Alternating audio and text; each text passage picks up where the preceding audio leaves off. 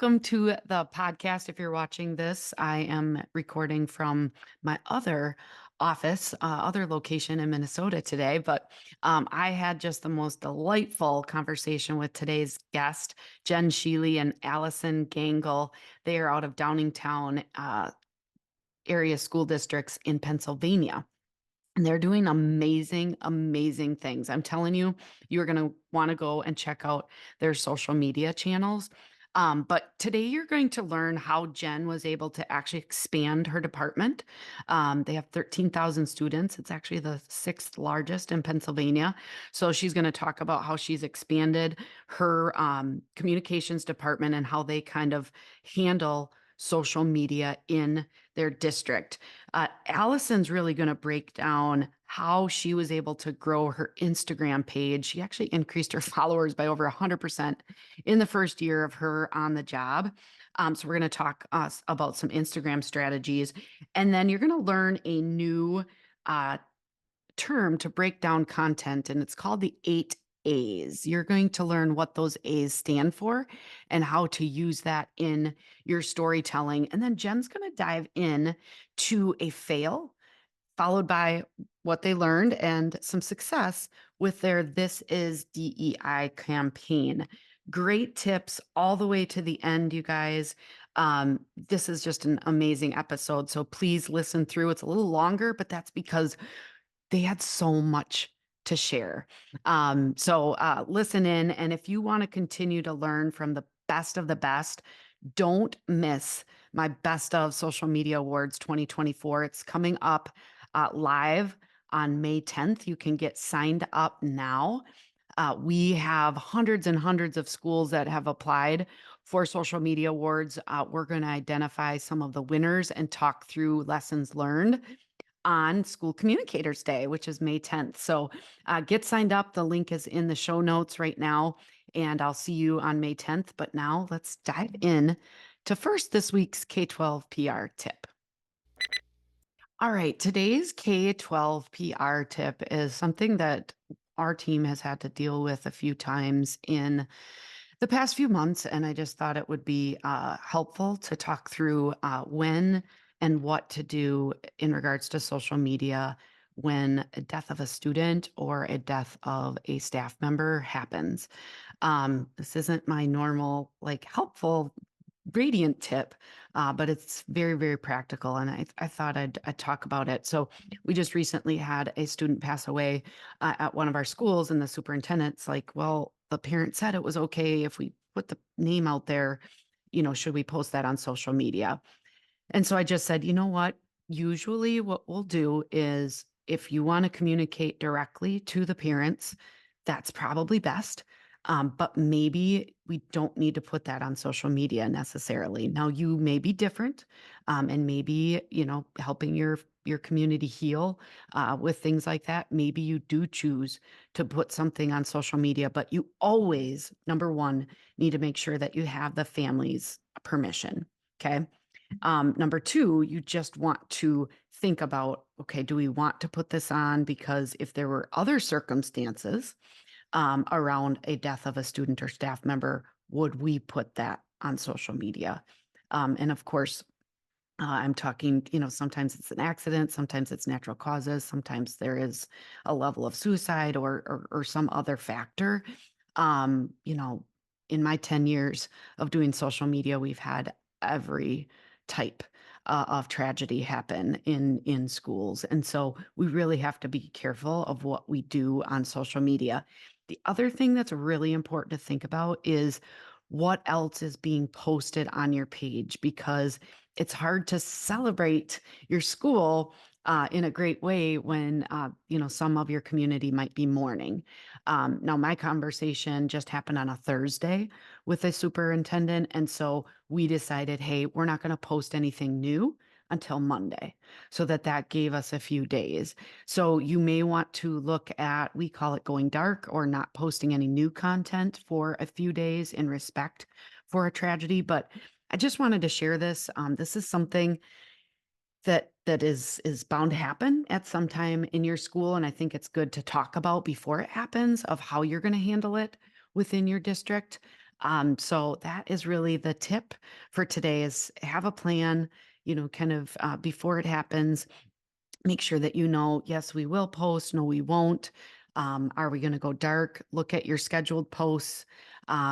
Because in some cases, you even have to look to see if posts scheduled involve the students or staff members that maybe had passed away. And so, very important to be alert at those things and kind of make yourself a checklist so that you can have things in place for when or if that happens in your school. So, we talk about these things a lot in our membership group as they come up because, of course, when trauma hits, it's a little bit harder for us to handle.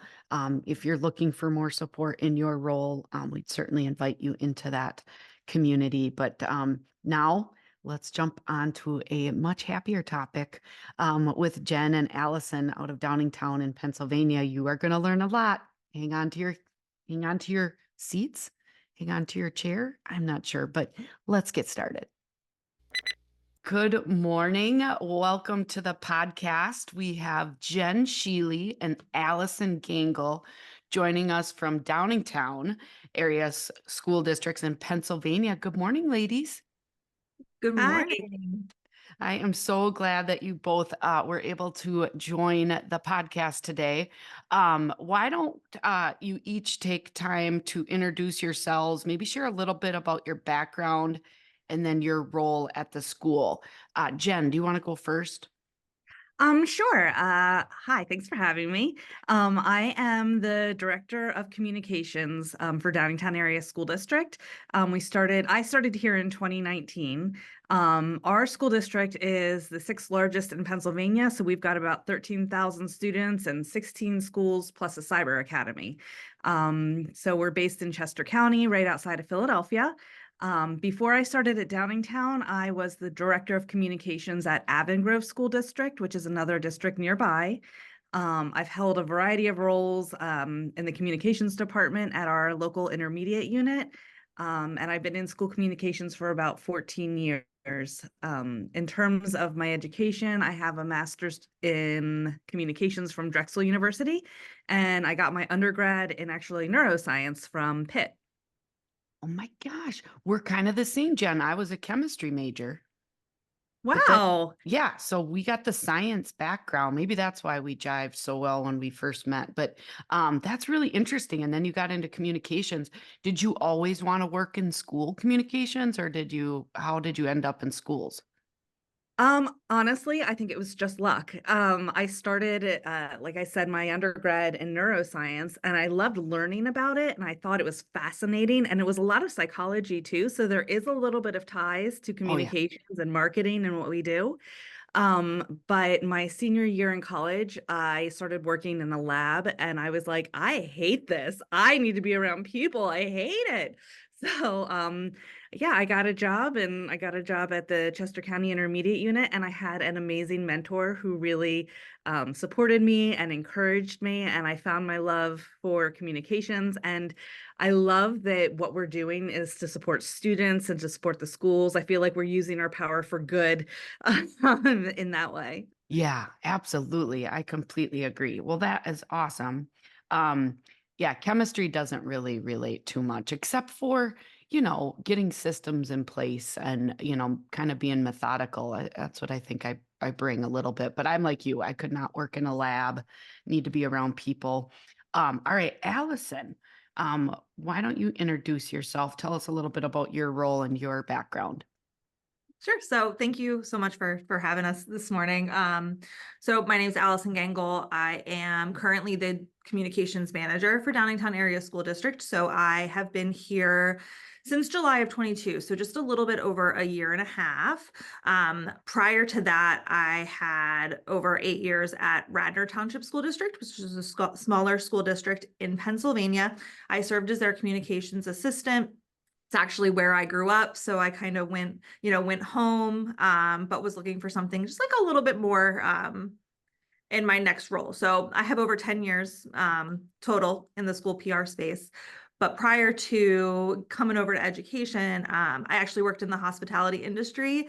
I was a front desk agent and assistant front office manager for a hotel in Philadelphia. So I bring with me from that experience customer service skills. I love to talk to people. I love to get to know people. I love to see and meet different people every day. And my favorite thing I got to do when I was there was they let me redesign the info books in the guest rooms. And once I did that, I realized that that wasn't going to be my long-term place and I needed to find something a little bit more creative. I am, one of those unique people who actually has my bachelor's degree in communications. Jenn and I actually both went to the University of Pittsburgh, but we were a few years apart. So my background is kind of in communications since my education experience in college. Yeah, that's so cool. It's funny that you redid the info books and you thought that was fun, which sounds like not so much fun. But now they don't even have those really anymore, right? Because everything's digital. Although I suppose they have a digital version, maybe of some of that. But it's just interesting. A lot of things changed after 2020. Yeah. And you've only been there a little bit, but you've made a big impact. And you guys recently joined the membership group and we got to chat for a while. And I was so impressed that I'm like, you guys got to be on my podcast. So why don't you share a little bit about social media, what you do for Downingtown, and then, kind of how it fits into each of your roles, whoever wants to take that question.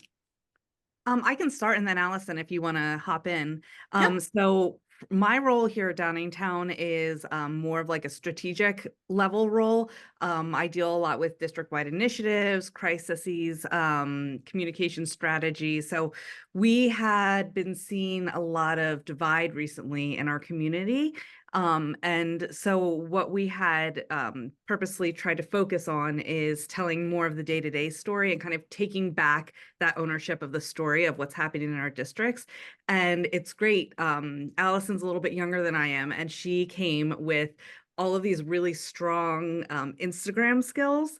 So I'm going to kick it over to Allison. Like I had basically used Instagram a little bit, like we had dabbled. I mean, personally, I'd used it, but for the district, I dabbled a little bit, but really we weren't really being intentional with it. So Allison really kind of took the lead on that charge and did a great job with it. So I'll kick it over to you, Allison. Yeah, so well, Jenn handles kind of more of the district level strategic stuff. I'm doing kind of more of those day-to-day operations of our department, which, she really tasked me with looking at our social media. She had explained to me just a little bit about our stakeholders, who they are, what issues, are hot button topics. We see that across the education space nationally right now. So what we really wanted to focus on and what I chose to commit to was really sharing like the full student experience on our social media channels.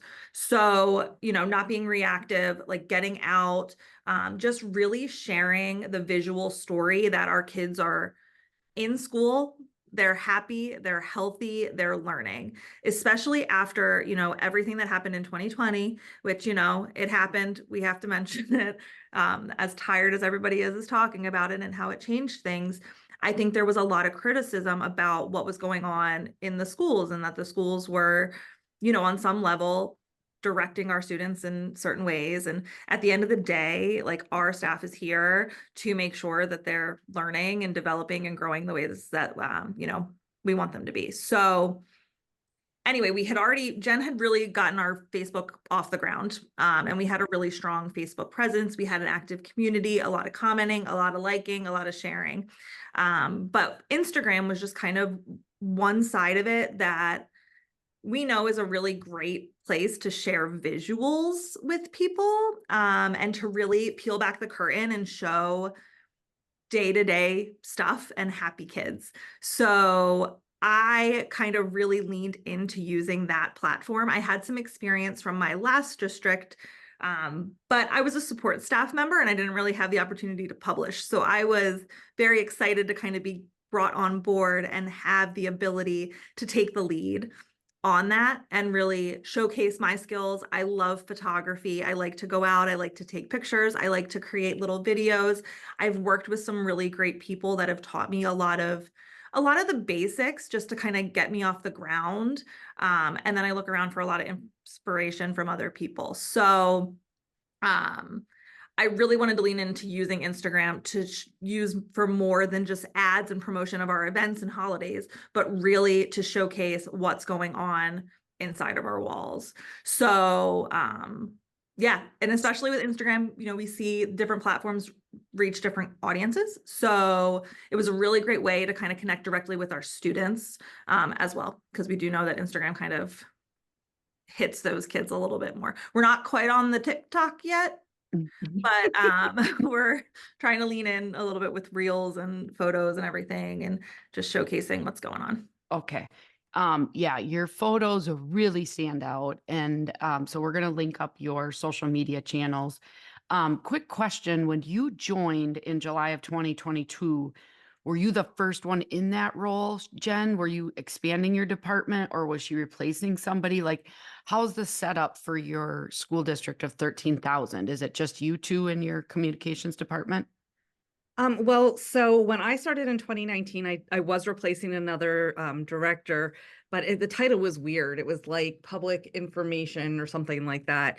And so really shifting the focus, I think everybody kind of agrees that people in this role post-COVID, the position is very different. The expectations are very different. And so when I came into the role in 2019, I really kind of had this idea of wanting to expand and grow and apply a lot of what I had learned in college, and like best practices to the district. Really, the position before was a lot of just like taking the photo, putting it in a newsletter, mailing it out, that sort of thing. So we expanded the position, and as the position continued to grow, I was like slowly nudging my superintendent, like there is so much more we could be doing, and I think we should be doing in order to increase our transparency and reach our community a little bit better. We do have one more employee in the communications department who's a part-time employee. She, when I started, was 4 hours a week. I bumped her up. So now I have her I think at like 16 hours a week. But she's great, but she really handles our website, and that's been actually super helpful recently because we have an open OCR complaint. So Okay. she's helping to navigate that while Allison and I can really focus on our day-to-day needs for the district. Okay. And then was Allison new to or did she replace a role? It was brand new. So I Okay. had been bugging the superintendent saying, I want to do so much more. And finally we got someone. We convinced our board, and I'm just so excited. Like having her come in, I thought it really important to have somebody at a communications manager level rather than a specialist, because I wanted somebody who could come in and just hit the ground running. They knew the skills, they knew what needed to be done, they had a good head on their shoulders. And really that's why we selected Allison for this position in the interview process. She really just blew us away with things that she didn't even have necessary experience in. She could speak to what she would do in that situation, and everything was just spot on. She's got great instincts, great head on her shoulders. So I love having her here. And it just also gave me an opportunity to like take a breath and focus on strategy a little more. And like, I don't know, I can get sick one day and that's okay now. I'm not, I have a funny story that one time I was in the hospital, I had to go to the ER. I was having like weird stomach pains or something, and I'm on morphine, and a employee passes away, and I'm getting text messages from my superintendent saying we need to write a communication, and I'm like trying to type on my phone like while slightly under the influence of the medication, and I'm like, I really need help. Like I need someone else who can help do this. Oh Yes, yeah. that was definitely a sign, but I know it just reminds me of being on my phone with people when I was having a baby. So I was like in the hospital getting ready to have a baby and I'm still on the phone and people are like, "Why are you doing?" It's just like we're that committed. Like all of us in kind of school communications, like we're that committed. But we need help. And so I love that you were able to add. And Allison, you've done an amazing job with, especially with your Instagram channel, which do you do just Facebook and Instagram? Do you have any other social media channels? We have yeah, we have Facebook and Instagram. We showcase our all of our board meetings air on YouTube, but we Okay. don't really publish any other original content there. We do have a Vimeo channel that we may share longer form videos on. Okay. And then I'm trying to think what else. We had a Twitter. I can't call it X. I don't know. I feel like it's formally Twitter. Yes. But once that shift to X happened, we kind of leaned off of that a little bit. Okay. All right. And that's what a lot of people did. So I Yeah. appreciate you telling me that. But your focus on the Instagram, 100% increase in followers since you started. So tell me a little bit about just that growth and how you do the everyday today storytelling, because you still have 13 schools. So there's, and you're, trying to cover all of those. So tell me a little bit about that and then about that growth that you've seen. Sure. So the biggest thing I think for me when it came to growing the following was really to just kind of start posting regularly. Consistency is key. So making sure that you're frequently feeding the beast, right? There's got to be something that you're pushing out so that people start following along. Yep. I definitely think keeping it fresh is important as well. So not everything should be the same type of news. We want to really expand what it is that we're showing. I love to pick photos or videos that feature like a singular student. Okay. I think a close-up of a kid is what's going to get somebody to share that with somebody else, right? They're going to push it out either to their own followers if it's them. Somebody's going to tag them in the comments, and all that's going to do is up your engagement. We of course have, media releases on file for the majority of our students. We are an opt-out district, so everyone is opted in by default. And then during the annual registration process, parents have the opportunity to opt their children out. We're very lucky that across our 13,000 students, I think we have 6 in our 16 schools that can't be photographed. And our teachers are very aware of who those students are. I was in a kindergarten classroom recently, ready to film this adorable young child, working on their handwriting. And the teacher was like, she's the only one in the school who can't be filmed. And I was like, oh, but she looks so okay. So we're very lucky with that. So we have a lot of freedom with what we can pick and what we can share. Okay. I also think I started just following more accounts that were related to our school. So if I'm gonna follow, for example, our swim team and they're sending kids to states, I don't necessarily need to go out and grab a picture of those state qualifiers. I can repost or add to the story that clip or that photo that they're posting. That way we're engaging more with our community there, and that's helping to grow our followers as well. Yeah. When you say consistent posting, what does that mean to you? Like, how often are you trying to post? I try to post at least once a day. Okay. There's weeks where I'm maybe getting 3 out. There's weeks where things come up and it's, one throughout the week. Ideally, it would be all 5 days, and it's going to be something kind of different all 5 days. Okay.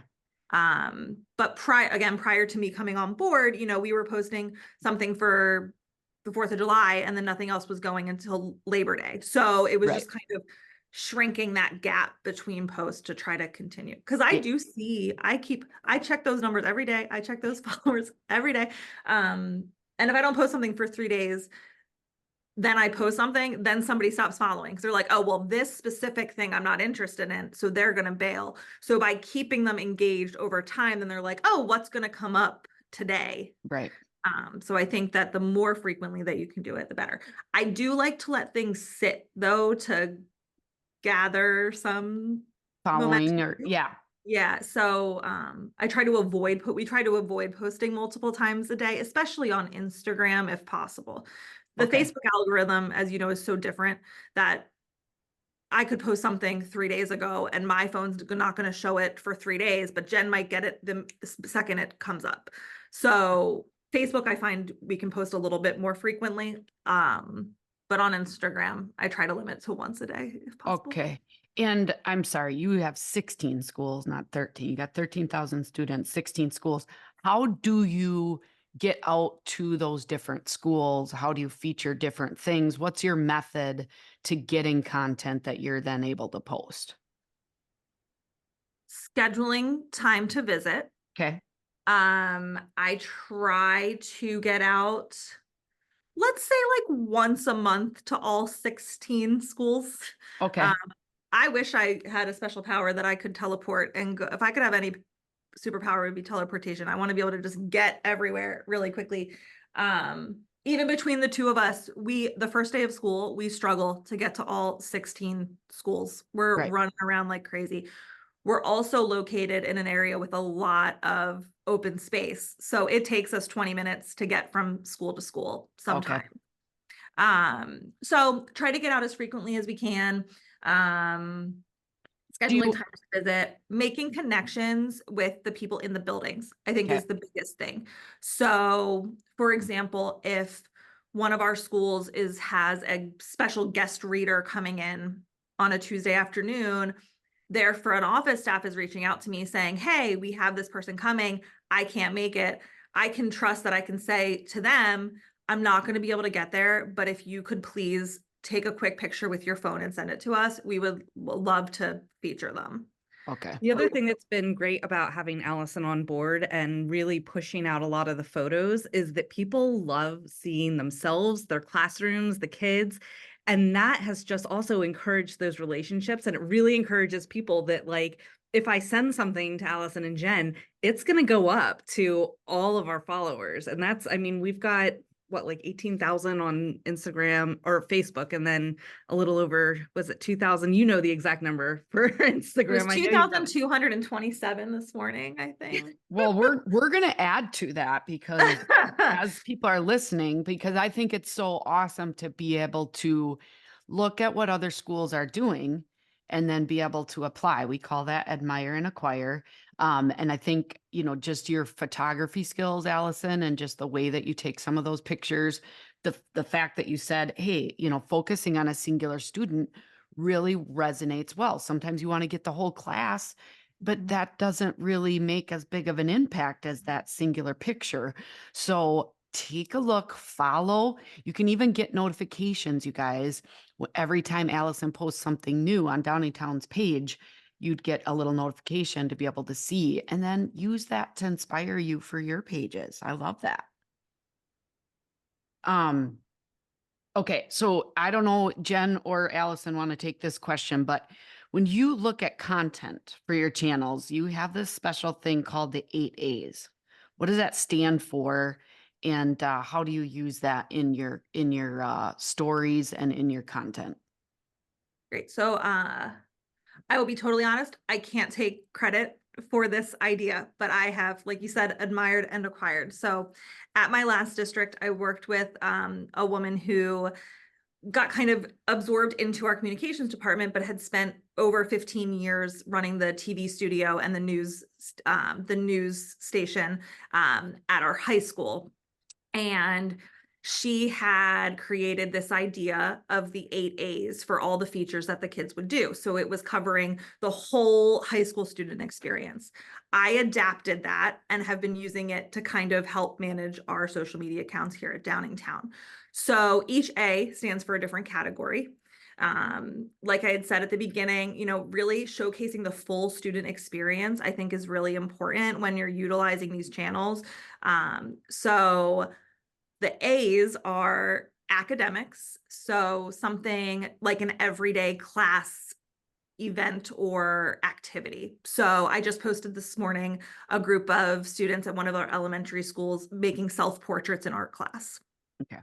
The next one is athletics and activities. So utilizing the accounts to do features on extracurriculars and clubs.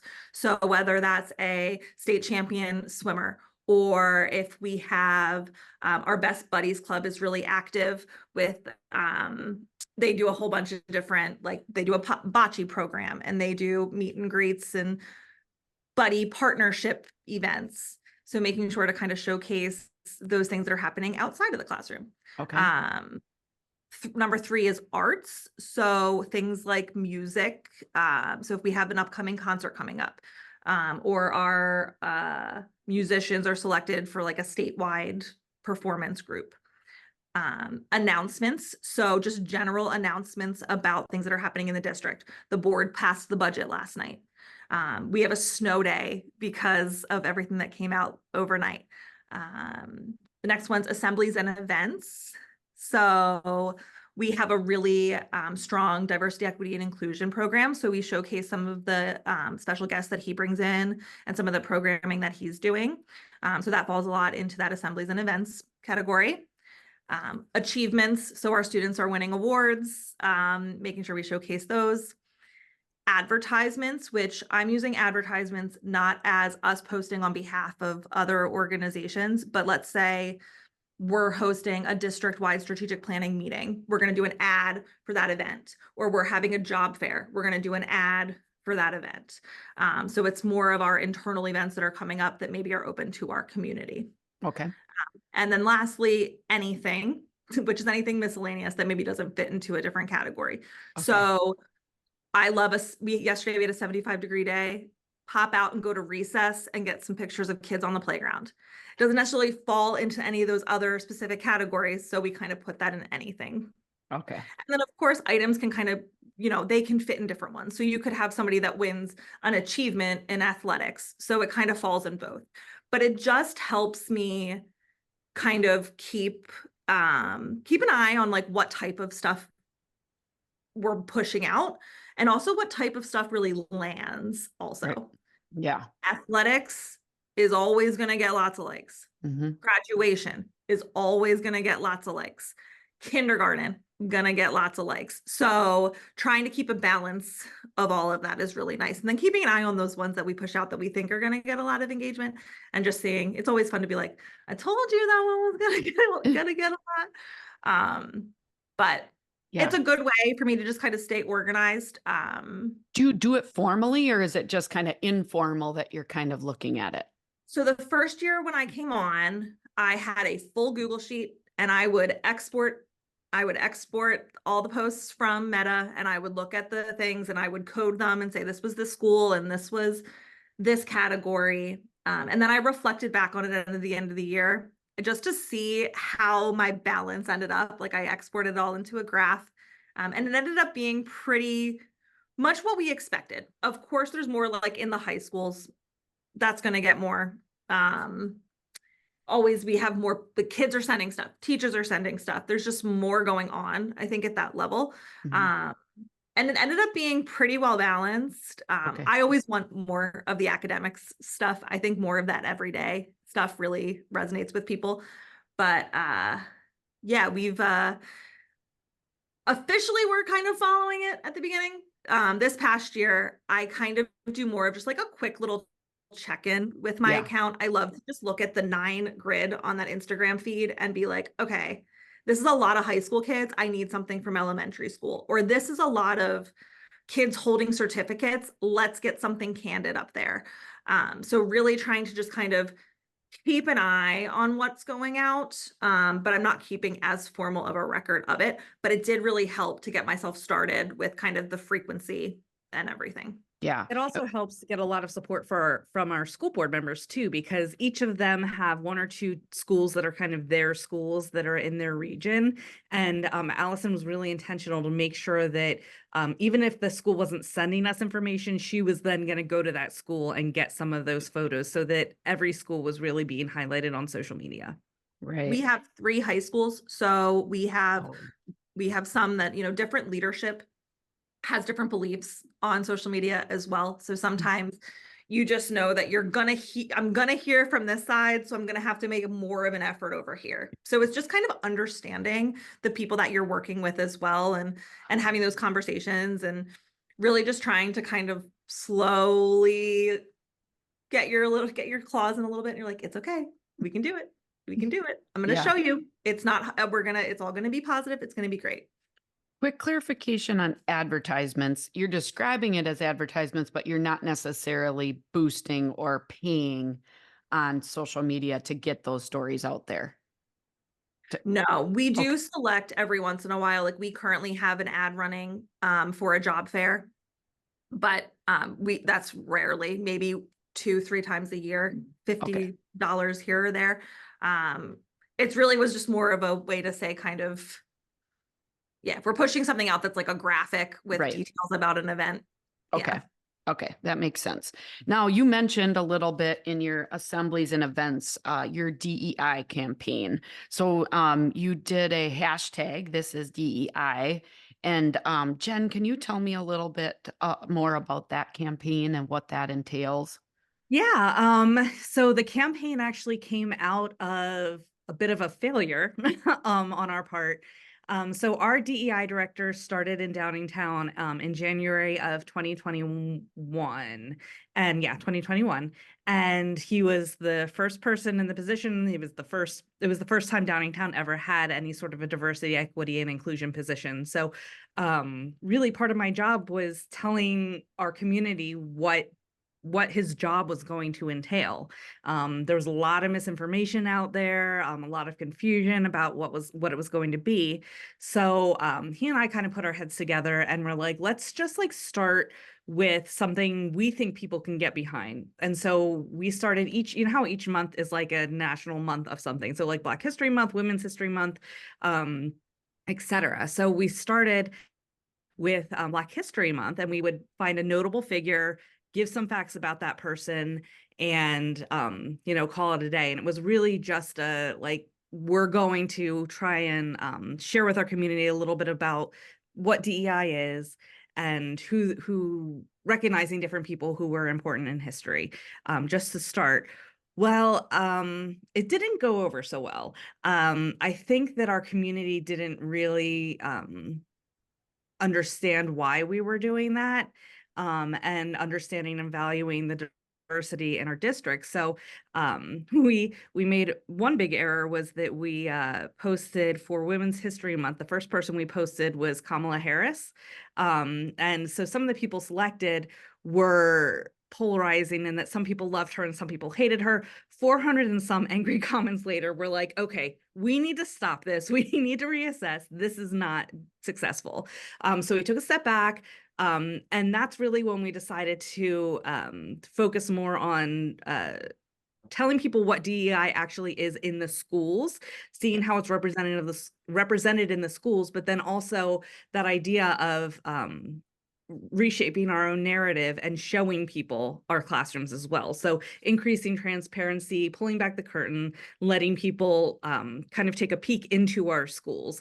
And that worked twofold, because not only did it show people some of how DEI was presenting in our classes. So things like if our DEI director was doing like a presentation on like kindness or inclusion, that's how that's what his job was. But it also showcased the diversity in our own classrooms. So I graduated from Downingtown in '99, and when I went to school, it was a very different student population than it is now. Now we're like 67% white, 18, I think, percent Asian. We have a mix of all different types of races, different people, and a lot of the people that have students in Downingtown are graduates of Downingtown. So a lot of our community remembers what it was like back when they went to school, and it was like, oh, that wasn't an issue. So we really were using social media to inform people that our schools do look different, and this is something important. Like, we need to teach students that different is okay, different is to be celebrated, and it's great. And so we started with the hashtag This Is DEI campaign, and we focused on some of the things. We started small, things that people could really get behind. So like Autism Awareness Month. I don't hear people out in the community getting mad at the fact that we're supporting students with autism. So if we did any sort of a great event, any sort of like a best buddies type event, we would hashtag it, This Is DEI. So informing the community, belonging, inclusion, showing different types of people. This is what DEI is. It's not any of the scary stuff that might be out in the community, those rumors out in the community. So we've come a long way. I would say we're working toward having DEI be so ingrained in what it is that we do in Downingtown that it feels like curriculum or pupil services. Like it's not something that we're specifically going to call out and say, okay, now we're going to move to the DEI portion of the day. We want it to be a part of everything that we're doing, and really promoting that idea of belonging, learning about other people, and understanding that other people from different backgrounds, and that we can learn from each other, and not it doesn't have to be any sort of a negative connotation in any direction. Yeah. Well, thank you for being so open about the failures to begin with, because that's really powerful, because sometimes we want to make a positive impact, but we can start something, and social media is out there, and it's not even just for your community, right? It's for the whole world to really jump in. And I'm sure those 400 comments or whatever you got, some were not even related to or connected to your community. So I really love how then you just focus back in on, hey, what can we tell about our school? And then again, taking a look at, okay, how can we maybe pick less polarizing things and get that across. So that person has been in that position for almost 3 years now. Is that right? Yes, that's about right. Mhm. Okay. So how often are you posting on social media about that? I mean, I'm sure it's happening in your schools like all the time, but do you have like a planned, this is what we're going to feature, or is it just kind of ingrained in what you do and you use that hashtag when it makes sense to use it? I think we're at the point now where we are using that hashtag more where it makes sense. Okay. Like I said, we're trying to get to the point where we're not calling it out so much, other than just kind of a reminder now to people, because that is who we are and it is what we're doing. Now, there are some specific events that are DEI specific events that are really cool things that happen, or something that gets like a really big community engagement. So we just had Brandon Graham, an Eagles player, come out, and he talked about community, and it was run by and organized by our DEI department. And really, like, those things like that, will on occasion hashtag this is DEI, just to help remind our community, like they're paying more attention to those ones, bringing in like those big names. Right. So, it is funny to see, when you go to the event and you see somebody in the audience who is one of those people who's like the keyboard warriors, who likes to really pick at our DEI director, or pick at our social media posts, and they're there enjoying his event. Yeah. So Yeah, exactly. Well, I mean, social media is a powerful way to be able to educate and inform, and entertain, and all of those things. But definitely, when there's misinformation out there, we need to do our best. And sounds like you guys have been able to kind of navigate that. So I appreciate you sharing that story. We could talk all day, and I'm really excited to get more followers on your page so that people can continue to learn from you. But as we wrap up, I'll ask each of you what your best social media tip is for our listeners. Allison, do you want to go first? Yeah. Okay. So I think my biggest tip would be change up what you're posting and what your posting looks like. So posting posed photos versus candid photos versus reels. Again, I love to look at that 9-item grid on my feed, and I try to make sure that every image doesn't look like the one that's next to it. So whether that's the lead image in a carousel, the thumbnail you're using for your video, or just an individual picture. So for example, if I posted, a singular picture of one kid candidly yesterday, then today maybe I want to look at posting a group picture of a team that won something, or 2 students that are smiling directly at the camera. I really try to kind of change that up just to keep the eye interested, and that's going to help somebody kind of maybe notice something different. Also, as Jen said, we have a very diverse population. So I do try to pick students that are different ages. I try to make sure that the students that we're including don't all look like they can be brother and sister. We want to make sure that we're really showcasing the diversity in our community through the images and the visuals that we're choosing as well. Okay, that is a great tip and something that I need to pay attention to as well, since I do social media every day for my school. I don't get to go out and take all the pictures, but I think that's a really good advice and how intentional you are, and that's why your page looks the way it does. Um, all right, Al or Jen, what would you say your best tip is? I'll give you two quick ones. One Yes. is that every post doesn't have to be about some specific amazing event that happened. Really getting into the schools and just showing kids being happy, having fun. Recess, for instance, people love that. People love to see their kids. People love to kind of reminisce. It brings back a little bit of that nostalgia feeling of being back in school, and that really resonates with our community. And then learning from my own missteps again is just not engaged with the trolls, and don't feed the trolls is what they say. And I know I joked before about seeing some of those people in person and how it's kind of like you kind of giggle to yourself about it. But honestly, we are really kind of trying to bring people together and grow support for the school district and grow understanding. And really that's what I think our jobs are all about. So really don't add fuel to the fire if there's people just kind of writing nasty things on social media. Make sure you have a good social media policy posted on your page so you can hide specific things, when it gets a little bit too antagonizing or negative. But yeah, just trying to bring everybody along in a positive direction. Yeah, absolutely. And you guys are certainly doing that for your school district. Thank you so much, both of you, for your time and for sharing all of the details. I've certainly learned a lot, and I know our listeners have. If they want to stay connected to you, what's the best method for that? Is it maybe your email address? I mean, obviously, they can follow you on social, the school district, but what's the best way, Jen, for you? Yeah, so you can connect with us individually on LinkedIn. Okay.